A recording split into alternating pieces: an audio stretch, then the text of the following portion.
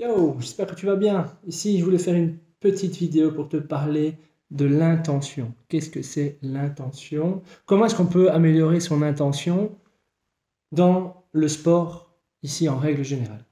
C'est ce que je vois ici en majeure partie avec des nouveaux clients, c'est qu'ils ne sont pas du tout dans cette intention. Alors, qu'est-ce que je veux dire par là? En somme, c'est quoi? C'est quand je suis en train de réaliser un mouvement ou quelque chose, une tâche, je ne suis pas du tout connecté à ce que je suis en train de faire. Je ne suis pas du tout concentré, je ne suis pas du tout dans l'optique de faire quelque chose avec l'intention maximale pour pouvoir réaliser ce mouvement. Et en fait, on s'aperçoit que l'intention vient souvent avec un déficit de connexion à soi. Je m'entends par là que comment est-ce que je peux avoir de l'intention lorsque j'entreprends si déjà de 1, je ne ressens pas mes muscles travailler de manière correcte? Je suis en train de donner un exercice à quelqu'un, par exemple, imaginons un tirage, donc qu'importe le tirage. Comment est-ce que je peux améliorer l'intention de la personne alors que la personne déjà de 1, quand elle tire, elle ne ressent pas les bons muscles travailler. Elle ne ressent pas ce qui doit vraiment se passer dans son corps quand elle réalise un tirage. Eh bien, c'est ça en fait le but. C'est comment est-ce qu'on développe l'intention? On développe d'abord cette connexion à soi. On améliore la connexion qu'a la personne d'elle-même. On améliore la cartographie de ces muscles que le cerveau se fait en fait. En fait, au final, c'est quoi? C'est mon cerveau, il a besoin d'une chose pour pouvoir bien reconnaître une articulation et en l'occurrence un muscle travaillé, c'est qu'il a besoin que cette information passe bien.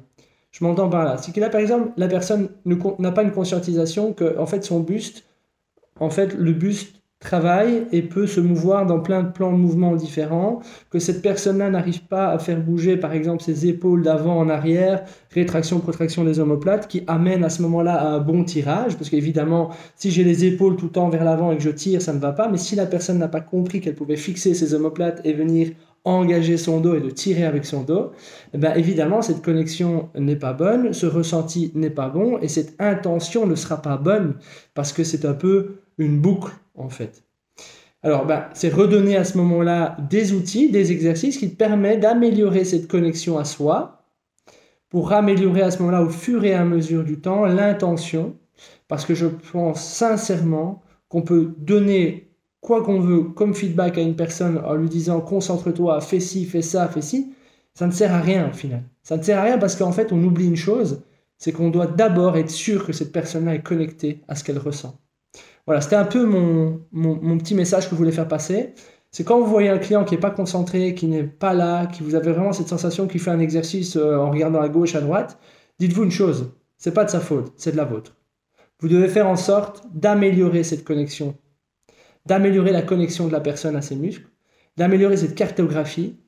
Et une fois que vous aurez amélioré tout ça avec les bons outils, avec les bons ressentis que la personne va développer, et bien à ce moment-là, vous verrez à ce moment-là que la personne, au niveau de son intention, sera changée. Vous verrez une personne beaucoup plus concentrée sur elle-même, dans le moment présent, on peut dire ça, et vous améliorez tout l'aspect à ce moment-là, performance de la personne et fatalement résultat de la personne.